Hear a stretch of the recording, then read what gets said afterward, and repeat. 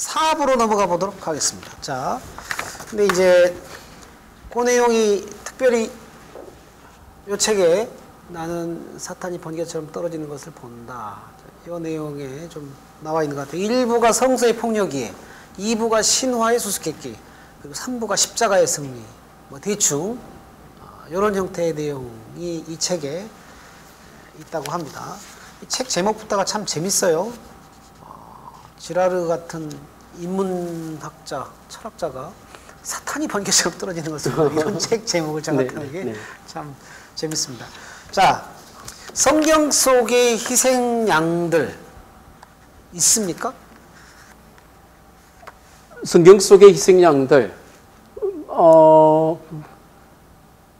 있다고 볼 수가 있죠. 물론 이제 우리가 전형적인 스케이프고트 파 엑셀랑스, 전형적인 희생양은 예수 그리스도죠.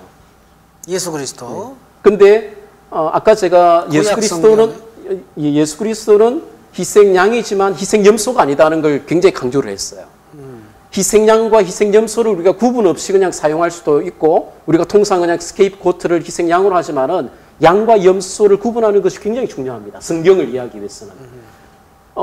분명히 그 희생양이라는 어원은 그 성경적인 거예요. 그 아사셀의 양. 그 레위기 16장에 아사셀의 염소. 그게 나오고. 염소.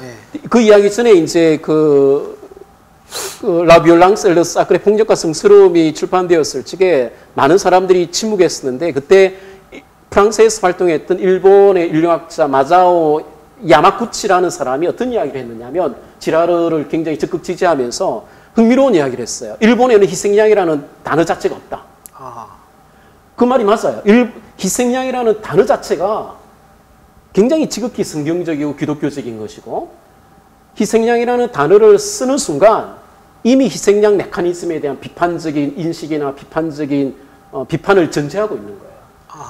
타 문화권에서는 신들만 존재하지 희생양은 존재하지 않는 거예요. 그러니까 희생양이라는 말 자체가 희생양 만들기를 비판하고 있는 거예요. 이제 그 역사가 구약에서부터 시작되는데, 구약에서는 희생양이 아니라 엄밀한 의미에서 희생염소입니다. 스케이프고트. 네. 그 흔적에서 우리가 스케이프고트라는 표현을 쓰잖아요. 하지만은 구약은 염소인데, 아사셀 염소인데, 속죄 염소인데, 희생 염소인데, 신약에 오면 양이 됩니다. 예수 그리스도. 그렇죠. 예수 그리스도는 하나님의 어린 양이죠. 결코 염소라고 하지 않습니다. 그래서 지라르가 이제 아까 나는 사탄이 하늘에서 떨어진 걸 본다. 여기에도 이제 이 구약에서, 구약 계시에서 신약 계시로의 발전, 그 다음에 이 변화에 대해서 이야기를 하거든요. 이야기를 하면서 예수 그리스도가 왜 염소가 아닌가? 희생 염소가 아닌. 오이디푸스는 희생 염소예요. 붓다는 희생 염소예요. 제 결론은. 하지만 예수 그리스도는 희생 염소가 결코 아니에요. 차이가 뭐냐? 희생 염소라는 표현을 쓸 적에는 희생 염소를 살해해야 할 정당한 이유가 있는 거예요. 쉽게 말하면 희생 염소는 유죄예요. 염소라는 그 존재 자체가 구약에서부터 쉽게 말하면 뭐 네거티브예요. 염소라는 것은 부정적인 거예요. 그러니까 그렇죠. 쉽게 말하면 뭐 성욕도 강하고, 그 다음에 냄새도 나고, 항상 부정적인 이미지가 강해요. 근데 양으로 온다는 것은, 예수 그리스도가 희생양이라는 말은 뭘 의미하느냐 하면, 예수 그리스도는 무죄다 이런 말이에요. 코리스 하마르티아, 그리스로 죄는 없으시다 이 말이에요. 근데 이 하마르티아라는 말이 굉장히 재밌어요. 이것이 이제 그리스 비극에는 어떤 굉장히 특정한 의미를 지니는데, 트래직 플로우라고 해서 비극적 결함을 의미해요. 우리는 이제 일반적으로 이 하마르티아를 신학에서는 죄로 번역하지만은, 오이디푸스에게는 하마르티아가 있어요. 오이디푸스는 희생 염소예요. 오이디푸스의 죄는 뭐냐? 하마르티아는 뭐냐? 트래직 플로우, 비극적 결함은 뭐냐? 바로 근친상간과 부친살이에요. 쉽게 말하면, 박사님 지금 뭔 소리인지 하나도 모르겠어요. 지금 너무 어려워졌어. 자, 다시 가보겠습니다. 네네. 이제 성경에도 분명히 흠없는 어린 양을 선택해가지고 그에게 안수하잖아요. 죄를 거의 넘긴 다음에 넘긴단 말이에요. 그럼 그것도 죽이지는 않고 이제 레위기 16장에서 보면 광야로 쫓아내서 그냥 직접 살해하지는 아니 이제 죽게 하죠. 석죄제, 속건제 같은 네네, 경우는 네. 죽이기도 하지 않습니까? 네네. 물론 이제 다른 제사에 있어요. 예, 그렇죠. 네네. 그럼 비슷한 거 아닌가요? 물론 이제 그래서 구약은 이해할 적에 구약은 이제 그 라이몬드 슈바그 교수 같은 경우는 또 미시 텍스트라 해가지고 좀 약간 혼합된 텍스트로 보고 고통 중에 있는 텍스트로 보고 하지만 그것을 우리가 정통 뭐 개혁주의나 이런 신학에서도 보통 구약은 미완성의 전 단계로 보잖아요. 신약 계시의 절정을 향해 나가고 있는 도상적인 텍스트로 보기 때문에 문제가 없고 하지만은 이제 지라르가 강조하는 것은 문화의 기원에서도 분명히 구약에서도 동물 제사 이야기가 나오고 레위기 이야기가 나오지만은 구약에서 제외되고 있는 게 이제 보통 가나안 종교에서 그 핀만하게 행해졌던 쉽게 말하면 뭐 약물 사용이라든지 그 다음에 동음나무 성적인 동음나무는 철저하게 배제되고 있다. 그래서 구약은 이제 점차적으로 결국은 지라르에 하면 유대 기독교 텍스트 곧 성경은 이교적 신화를 다시 쓰고 있다. 리라이팅하고 있다. 이렇게 보고 있거든요. 신화적 소재와 스토리가 들어오지만 그것을 내부적으로 전복해서 해체하고 새롭게 쓰고 있다라고 이야기를 하는데 구약은 아직 미완성의 단계고 점차 이제 해체를 향해 가는 전 단계라고 그럼 보는 이제 것이죠. 제가 정리를 해보겠습니다. 네. 일반적인 고대 문화에서는 네, 네. 차이 소멸의 위기를 네. 극복하기 위해서 멀쩡하게 아무 죄 없는 네. 그냥 다만 약자라는 이유 네. 혹은 장애인 같은 이런 사람을 희생양으로 선택한 다음에 얘를 유죄로 만들어서 축제에서 죽여버린단 말이에요. 네. 그로 인하여서 공동체 안에 다시 평화가 찾아오고 그렇게 평화가 찾아온 그 공로로 이제 희생양을 또 숭배하고 뭐 이런 식으로 했다는 거죠. 그런데 구약은 이와 유사한 내용이 있다. 이와 유사한. 그래서 이런 부분들이 어느 정도 들어온 것도 사실이다. 하지만 차이가 있다. 차이가 있는데 첫 번째는 희생양이라는 말을 썼다. 그 말을 썼다는 것 자체가 다른 일본에서는 쓰지 않는데 썼다는 것 자체가 이미 그와 같은 희생양 메커니즘을 폭로하는 고발하는 성격이 있다는 거. 그리고 두 번째는 통음난무라든지 아까 뭐라고 환각제, 환각제, 마약 이런 것들을 사용하지 않는 그런 선에서 철저하게 네. 그리고 또 인신제사도 철저하게 금하지 그렇죠. 않습니까? 네.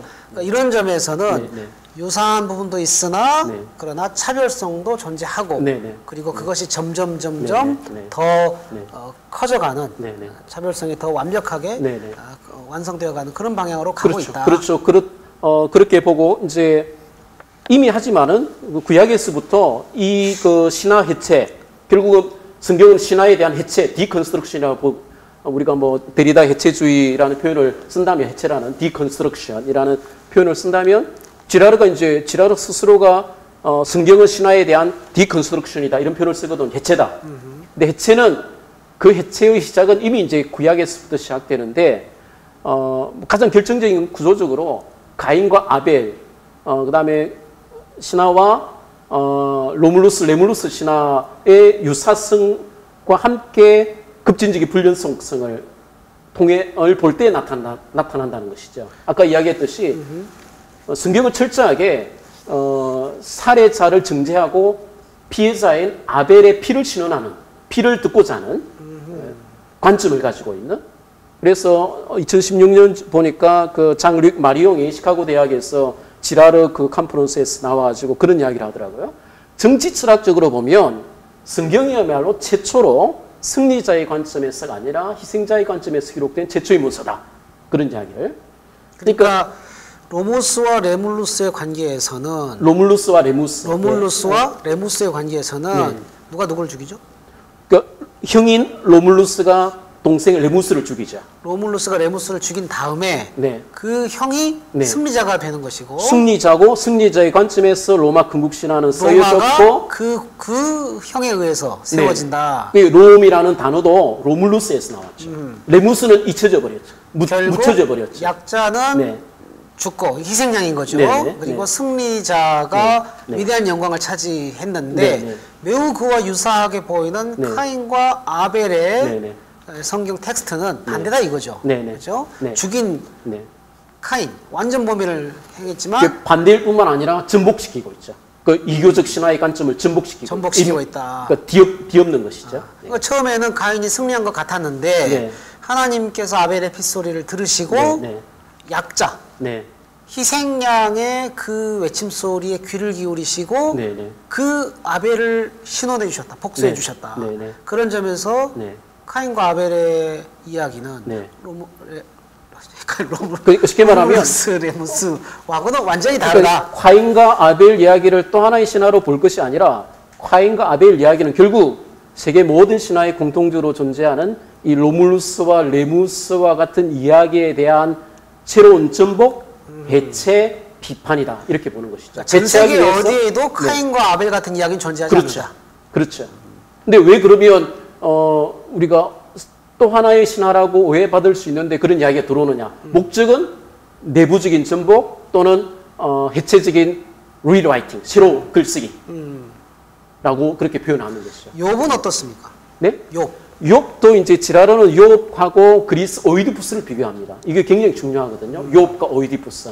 욥에 대한 그 책 제목이 나오는데 그 영어판 보면 욥은 이제 백성의 그 희생양으로 표현하는데 욥은 실패한 희생양이에요. 실패한 희생양. 오이디푸스는 성공한 희생양 그런 표현을 쓰는데 그 욥에 대한 지랄의 책 보면 표지 사진에 이런 게 있습니다. 세 친구가 와서 손가락을 네, 네. 그렇게 하면서 욥을 비난해요. 그러니까 세 친구는 사실은 친구가 아니에요.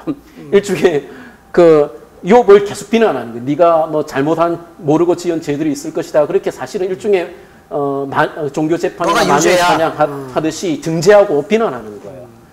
이게 지라르가 욥하고 오이디푸스를 비판하는 이유는 비교하는 이유는 뭐 비교 그러니까 지라르의 관점은 항상 컴패러티브예요. 비교 종교학, 비교 인류학인데 오이디푸스는 그 쉽게 말하면 부지 중에 근친상간과 부친살에 아까 제가 오이디푸스 이야기하다 말았는데 오이디푸스는 알고 보면 그 아까 그 폭력과 성스러움에서도 프로이드와 오이디푸스 컴플렉스가 나오잖아요. 오이디푸스 컴플렉스 우리가 보통 뭐 정신분석학에서 그 오스트리아 비엔나 출신인 그 프로이드가 자꾸 어떤 성적으로 판섹수알리스트하게 너무 범성욕주의적으로 오이디푸스 신화를 잘못 해석해가지고 그것이 20세기에 너무 유행하게 됐어요. 락강에 이르기까지.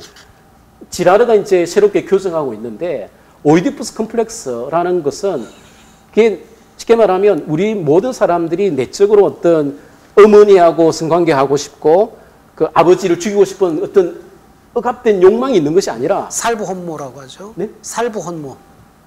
네네. 그런 표현은 그걸 이제 우리가 뭐 대학가에서도 그건 잘못된 이론이에요. 그것은 프로이드의 정신분석학적인 이론의 공헌이 있고 다른 것은 인정하지만은 적어도 오이디푸스 컴플렉스는 오이디푸스 그 소포클레스의 그리스 비극 작가인 소포클레스 오이디푸스 덱스를 자기 이론에 끼 맞춰서 잘못 해석한 거예요. 쉽게 말하면 오이디푸스의 근친상간과 부친살에는 성욕망이 아니라 일종의 소셜 어큐제이션, 그러니까 사회적 비난의 한 형태로 보아야 되는 거예요.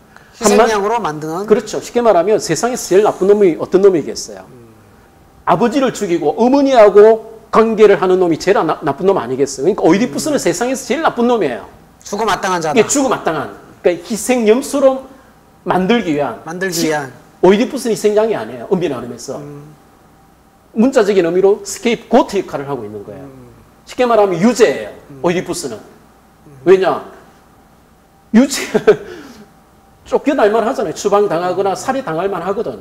쉽게 말하면 지금까지도 근친상간을 했거나 이런 사람들은 형법상 부친살해나 아주 무거운 죄예요. 최악의 범죄를. 그러니까 최소 무기징역이죠. 범죄를 저지르는 세상에서 가장 나쁜 놈으로 몰아가기 위한 사회적 비난인데 이걸 보지 못하고 프로이드가 정신분석학적인 뭐 성욕망으로. 그러니까 오이디푸스 신화는 실은 희생양 메커니즘이다. 그렇죠. 그러니까 일종의 마녀사냥이죠. 마녀사냥이다. 오이디푸스 렉스를 마녀사냥으로 읽는 거예요. 마녀사냥이 넥스트다. 그래서 이제 오이디푸스와 욥이 다른 것은 근데 오이디푸스는 나중에 그래 오이디푸스 렉스에도 보면 이런 이야기가 나옵니다. 내가 부지 중에 더러운 죄를 지었다. 그러니까 세상에서 자기 죄를 인정하는군요. 네, 가장 더러운 죄를 지었고 자기 죄를 일종의 그 마녀 사냥을 자기가 내면한 거예요. 그래서 자기를 저주하면서 눈을 빼버리잖아요. 욥도 이제 자꾸 친구들이 와서 비난하고 그러니까 중간에 흔들려요. 하지만 욥기의 결론은 뭐냐? 이제 그 흔들리다가 자신의 이제 무죄함을 이야기하고 있고, 욥기의 그 마지막에 내 변호인은 살아 있고 내 후견인이 땅 위에 나타나리라. 그게 욥기의 마지막 결론이잖아요. 그러면서 이제 하나님이 욥의 편을 드는. 그래서 이제 욥기가 결국은 예수 그리스도를 미리 예표하는 그런 의미가 있다고 그러니까 이야기하는 거죠. 하나님께서 나타나서 욥이 네. 친구들보다 더 의롭다. 그렇죠. 라고 네, 욥은 무죄다. 네. 네. 너희 친구들이 잘못됐다. 그러니까 그런 식으로. 그러니까 비난자인 친구들의 편이 아니라 하나님이 욥의 편을 들어주는 거죠. 그게 바로 네, 성경은 네, 신화들과 완전히 다른 텍스트. 완전히 다른 관점이고, 완전히 다른 관점의 목적은 신화의 관점을 접목시키기 위한 새로운 목적이 있다. 오케이, 좋습니다. 이사야서의 종의 노래에서 네네. 예, 그가 찔림은 우리의 허물이. 예. 예, 그것도 내가 같은 욥기하고 같은 맥락이 이사야 53장의 이사야 53장. 목적이나. 그러니까 성경이 일관되게 아벨의 피로부터 스가랴의 피까지, 그리고 결국은 요한계시록의 어린 양의 피까지. 그러니까 정치 철학적으로 철저하게 신화의 관점과 신화를 접목시키고 있는 거예요. 그래서 지라엘의 결론은 성경은 반신화다. 반신화다. 그러니까 안티미스다. 안티미스다. 그 신화를 성경의 신화적 소재가 들어와 있다고 해서 성경도 또 하나의 신화로 오해한 것은 그건 잘못됐다는 말이에요. 그건 너무 심층적으로 클로즈 리딩 하지 못했다는 말이에요. 쉽게 말하면 해치라는 말이 이제 사실은 클로즈 리딩, 더 깊게 읽는 것인데, 성경을 더 깊게 제적으로 클로즈 리딩하면 성경의 소재는 혹 신화적인 소재가 있을지 모르지만 성경이 목표하는 주제는 반신화다. 형식은 신화의 형식과 비슷하게 닮았으나 그 안의 내용은 완전히 신화와 반대가 된다. 신화를 죽이고 신화를 전복시키고 뒤엎는 반신화가 성경의 목적이다. 근데 그가 찔림으로 우리가 나음을 입었고 그가 상함으로 우리가 그런. 근데 그건 어떻게 보면은 좀 비슷한 거 아닌가요? 그 희생양을 칭송하기 위해서. 이사야 53장에서도 그가 찔림은 우리의 흠을, 쉽게 말하면 이사야 53장에서도 강조하는 게 뭡니까? 무죄죠. 그는 무죄다. 무죄성이죠. 죄가 쉽게 말하면 지라를 의뢰해서 가장 중요한 게 신화와 복음서를 비교할 적에 유죄성과 무죄성이에요. 누가 죄가 있느냐 이 말이에요. 신화는 항상 보면 희생염소가 죄가 있어요. 그러네요. 신화의 목적은 희생염소의 유죄성을 이야기합니다. 죽어 마땅한 자다. 그렇죠. 죽어 마땅한 자다. 그래서 지라르가 어떤 표현을 쓰냐면 신화에는 공범의식이 없어요. 공범의식을 차단해요. 쉽게 말하면 맞을 짓을 했단 말이에요. 지가 죽여놓고. 그렇죠. 네. 공범의식이 없고. 그건 너 때문이야. 그러니까 공동체가 유죄의식이 없어요. 죄의식이 없는 거예요. 성경은 뭐냐면 예수 그리스도가 무죄한 것을 엄청나게 강조해요. 그렇죠. 우리가 보통 보면 예수 그리스도를 염소라고 표현하지 않는 이유도 그 모든 예전이나 기독교 신학이나 성경 전체에서 항상 강조하는 것은 예수 그리스도는 죄가 없으시다. 그 무죄성을 굉장히 강조하고, 그러면 죄는 예수 그리스도의 사례의 어떤 죄는 누가 있어요? 공동체가 죄가 있잖아요. 그러니까 그가 죄가 없는데 찔림으로 죄 있는 내가 나음을 입었다. 이런 식으로 간다는 것이죠. 그래서 항상 성경은 공범의식을 강조하고 어떤 사례의 책임을 공동체에게 돌리는 것이죠. 그래서 기독교 예전에도 항상 보면 사제의 기도가 있잖아요. 항상 보면 메아 쿨파, 메아 쿨파, 메아 막시마 쿨파. 내 죄다, 내 죄다. 항상 보면 어떤 죄의식을 강조하고 죄의식에 대한, 결국은 우리가 십자가 앞에서 오이디푸스 그리스 비극처럼 십자가 앞에서 우리가 카타르시스를 느끼는 것이 아니라 기독교인들은 십자가 앞에서 죄의식을 느끼거든요. 이것이 이제 복음서와 신화가 다른 것이죠. 그렇군요. 그러니까 신화를 읽고 쓰고 전달할 때에는 저놈이 나쁜 놈이야, 우리는 죄 없어. 근데 성경은 거꾸로 죄 예수님은 죄가 없고 우리가 죄가 있어라고 그렇죠. 그렇죠. 그렇죠. 것이죠. 네. 그래서 기독교에서 기독교만큼 가장 죄 의식을 강조하는 종교가 없잖아요. 그래서 프로이드가 뭐 노이로제를 기독교가 만들었다. 일부 뭐 유럽 지식인들이 비판을 하고 그러는데 사실은 죄 의식이 굉장히 소중한 것이고 그 호르카이머나 그 프랑크푸르트 학파의 일부 철학자들은 사회 철학자들은 이 아도르노 이런 사람들은 유대 기독교 전통이 공헌한 중에서 죄 의식이 굉장히 사회 해방적인 역할을 했다. 이런 이야기까지 하거든요. 그렇군요. 그래서 그 죄 의식의 기원은 결국은 이런 희생양 이런 현상과 연관되어 있다는 것이죠. 우리가 죄가 있다는 말은 예수 그리스도가 무죄하기 때문에